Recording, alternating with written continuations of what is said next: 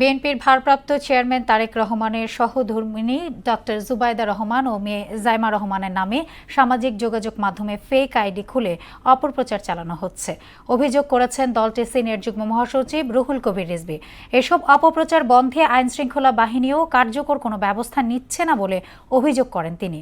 নির্বাচন নিয়ে অন্তর্বর্তী সরকার গড়িমসি করছে বলেও মন্তব্য করেন রুহুল কবির রিজভী। রাজধানীতে আলাদা অনুষ্ঠানে তিনি এসব কথা বলেন। তানজিদ ভুঁইয়ার প্রতিবেদন।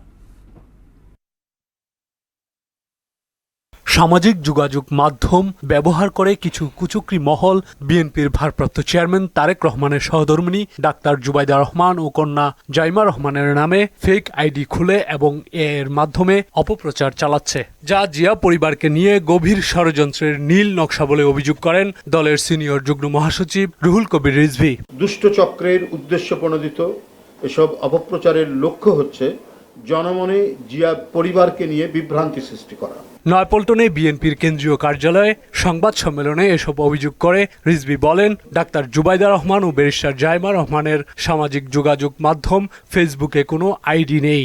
কোনো ধরনের কুটিলতা বা কুচক্রী মহল ছাড়া এটা কেউ করতে পারে না এবং তারাই এটা উদ্দেশ্য প্রণোদিতভাবে এই জিনিসগুলো করছে। সার্বভৌম যখন জনগণ, তো সেখানে তো রাষ্ট্রের এই অন্যায়গুলো, এই অপরাধগুলো নিয়ন্ত্রণ করার তো নিশ্চয়ই তার অ্যাপারেটাস আছে। অবশ্যই রাষ্ট্র সেটাকে বন্ধ করতে পারে।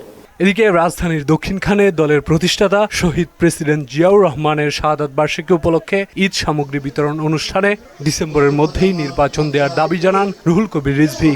আজও জনমনে প্রশ্ন যে নির্বাচন নিয়ে এত গড়িমসি কেন? এই নির্বাচন তো শেখ হাসিনা ধ্বংস করে দিয়েছিল। এই অবাধ সুষ্ঠু নির্বাচন তিনি একেবারে জাদুঘরে পাঠিয়ে দিয়েছিলেন। তো সুতরাং জনগণের প্রত্যাশা ডক্টর ইউনূস সাহেব তিনি প্রয়োজনীয় যে সংস্কারগুলো করা দরকার সেগুলো করে নির্বাচন দেবেন। তানজিদ ভুঁইয়া, মোহনা সংবাদ, ঢাকা।